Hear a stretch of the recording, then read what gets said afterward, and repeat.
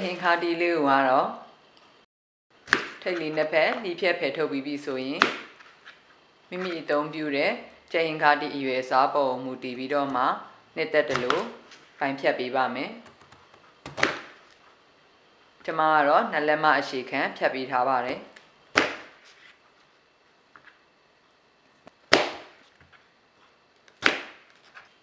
phép bí số yin nóတွင်းအားအသားလေးတွေကိုဖယ်ထုတ်ပေးပါမယ်ရှင်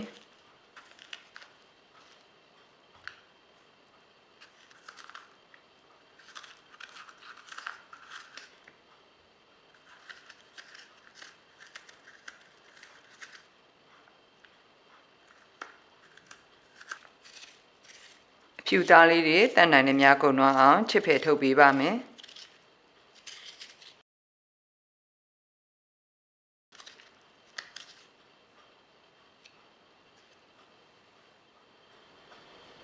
ပြီးရင်တော့အခါတက်လေးအနှဲငယ်ရော့ရွာစီရန်အတွက်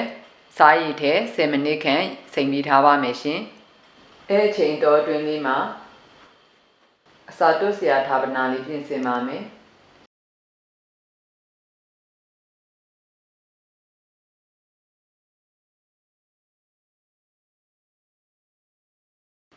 စစ်စစ်လေးဖြစ်တဲ့အထိ10မိနစ်2မိနစ်ခန့်တည်တည်ချာချာဖိနေပေးပါမယ်စေးရွားပြီဆိုရင်တော့ဌာပနာလေးအသင့်ဖြစ်ပါပြီရှင်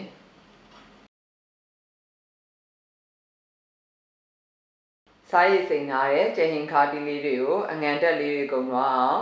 ရေတည်တည်ချာချာဆေးပြီးရေစစ်ပြီးပြီဆိုရင်တော့အစာလေးတွတ်ပေးပါမယ်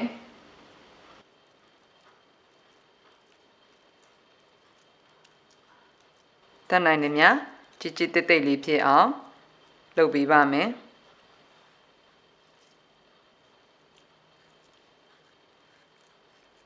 အပြင်ဘက်ကိုလည်းအရန်ရှံပြီးမထွက်မနေအောင်လုပ်ပါမယ်ရှင်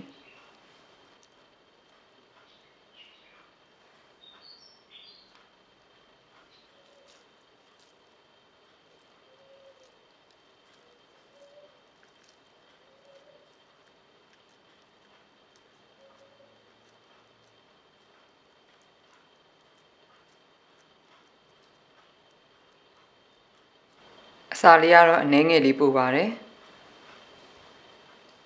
အနှစ်လေးချက်ဖို့အတွက်လိုအပ်တဲ့ပါဝင်ပစ္စည်းလေးတွေကတော့စီ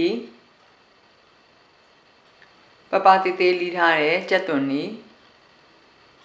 ငရုတ်တီ6အကျန်းမုတ်နန်ဝင်းမုတ်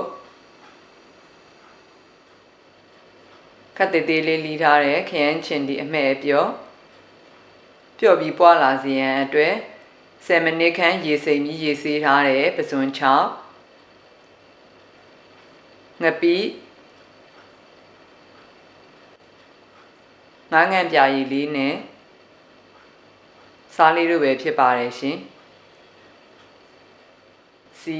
ကြက်သွန်နီငရုတ်တီ6အကျန်းမုံနဲ့နနွေးမုတ်လေးတို့ကိုအလဲအလန့်ဝီလေးနဲ့ဝေကြော်ပေးပါမယ်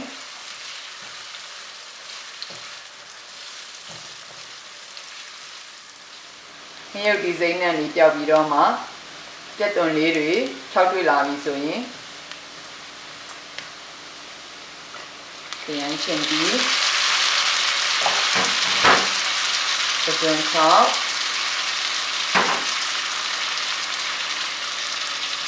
ငပိငါးငံပြားရည်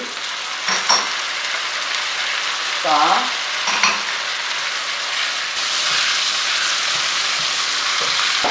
ကြံခဲ့တဲ့ဝက်သားအနည်းငယ်ကြီးတို့ထည့်ပြီးတော့မှ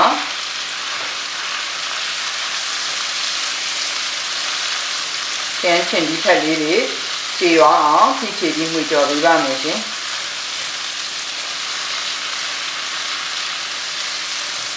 လိုအပ်တယ်ဆိုရင်တော့မီးပူချိန်လေးကိုအနည်းငယ်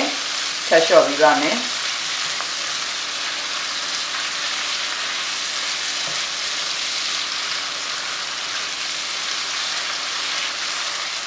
ကျန်းချင်ဒီဖက်ကလေးတွေကြည်သွားပြီဆိုရင်တော့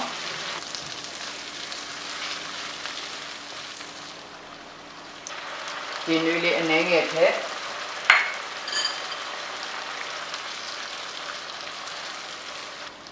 ခဏမှွေကြော်ပြီးကျရင်ခါတီလေးတွေထည့်ချပေးပါမယ်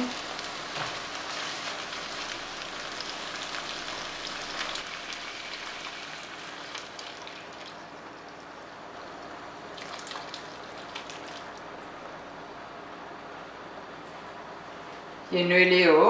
ကျရင်ခါတီလေးတွေမြုပ်လို့နေပါထည့်ပြီးဆိုရင်เนาะ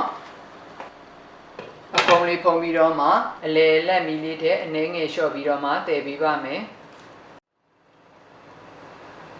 15မိနစ်ခန့်တည်ပြီးပြီဆိုရင်เนาะကျရင်ခါတီလေးတွေကိုနောက်တစ်ဖက်ကိုလန်ပြီးပါမယ်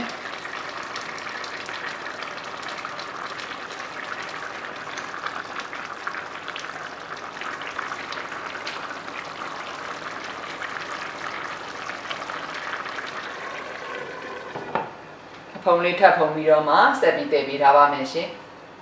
နောက်တစ်ဖက်ကိုလည်း15မိနစ်ခန့်တည်ပြီးရင်ဒါမှမဟုတ်ရေခမ်းလူနီးပါးဖြစ်ပြီးတော့မှကျရင်ခါတီလေးတွေဤပြီဆိုရင်ဖုံလေးဖွင့်ပြီးတော့မှရေကုန်စီကန်းနဲ့အပြီးဆက်ပြီးတည်ပေးထားပါမယ်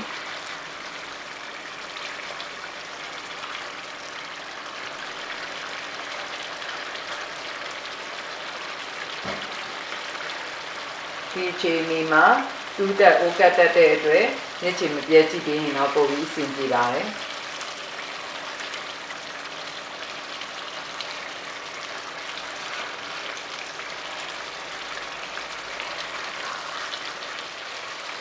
ခုလိုကျရင်ခါတီလေးတွေဤဆက်ပြီးတော့မှစီလုံးကပြန်ပြီးဆိုရင်တော့ဟင်းလေးကအရသာရှိစွာသုံးဆောင်ဖို့အတွက်သင်ဖြစ်သွားပါပြီရှင်